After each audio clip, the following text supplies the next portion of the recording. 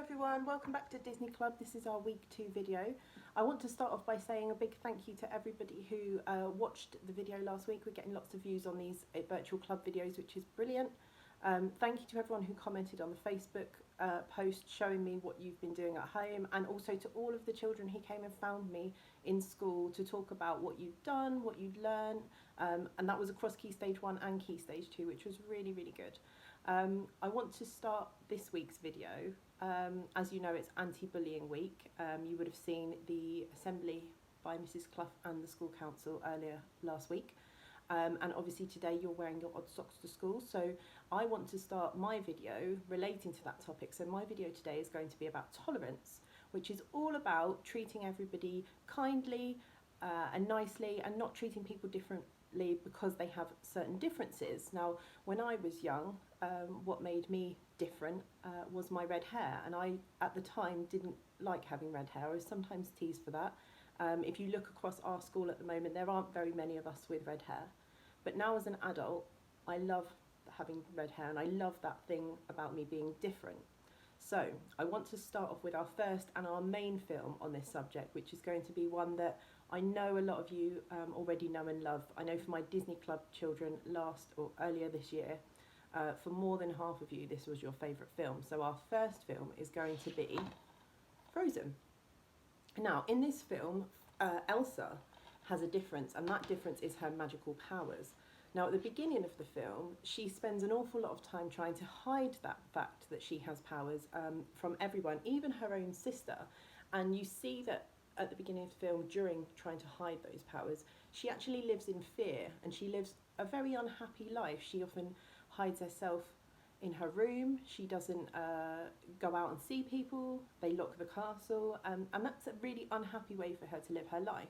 And it's not until kind of halfway through the film, with the very famous song Let It Go, that she embraces what's different about her, and she lives her life in a much more happy way. And that's a really important lesson for all of us. And I think that we need to learn to embrace what's different about us and what's different about everybody around us. I have lots of different friends. I have friends that are from school. I have friends that from when I went to school. I have work friends. And to me, all of those friends are very different. And I love all of my friends for very different reasons. Some of my friends are very funny and they make me laugh. Some of my friends are very serious and they tell me when I'm being silly, or they keep me on track in my life. Some of my friends are work friends and I can go and talk to them about work problems. And I often think about how the world would look if we were all exactly the same. If you think about all of your friends and all of the different reasons you like them and why you like them, if you could now imagine all those friends being exactly the same and all of them having the same sense of humour and only laughing at the same jokes and only liking the same films and books and only having the same friends, it would just be a very boring life to have everyone be the same. And we really need to look at what makes us all different, and we need to celebrate that because it's a really special thing that we're all different. Now, I've got another couple of films sort of surrounding this same topic that I'd like to talk about. So one of the next ones is one that as a child made me sad, and you may want to speak to your grown-ups about watching this because I don't want to make any of you feel sad.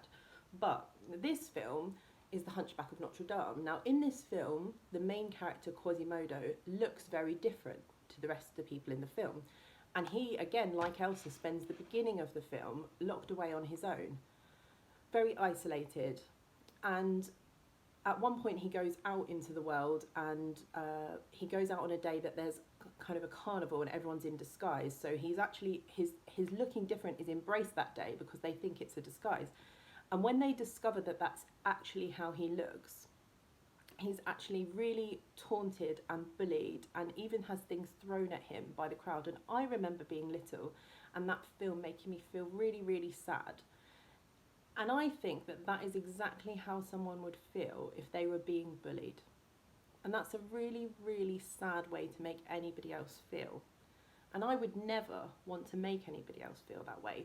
So I hope that by watching that film, you can learn about how it would feel, and you could learn how it would be to be kind to someone, because there is another character in that film, Esmeralda, who is very nice to Quasimodo and treats him much more kindly, and it really does change how he lives his life.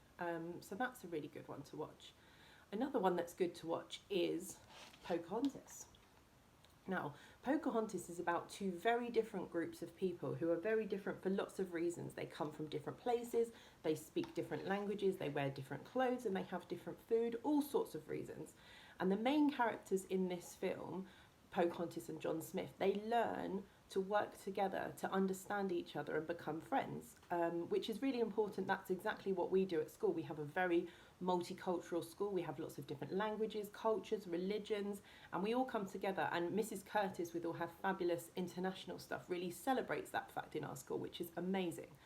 So there's a couple of songs within that film that have some really important lines. So one of them is the song Colours of the Wind, and it says, "You think the only people who are people are the people that look and think like you." And this is a really important point about the fact that everybody might look and think differently, but that shouldn't change our behaviour in how we treat those people, and that we should be kind to everyone regardless of how they look and think. Another line from a song in that film is sung by Grandmother Willow, who's a tree, and she says, "Listen with your heart, you will understand." And again, I think that's a really important message for us, that we shouldn't judge with our eyes, or we should listen with our hearts, how we feel about people. We shouldn't decide on someone until we know that person. We should understand that person by how we feel with them, and we should be kind to everyone. And another similar theme with that one is Beauty and the Beast. So this is the new version. There's obviously the original animated version as well. At the beginning of this film, the Beast makes a judgment about an old lady that comes to his door. And it's that classic saying that I'm sure you've all heard, don't judge a book by their cover.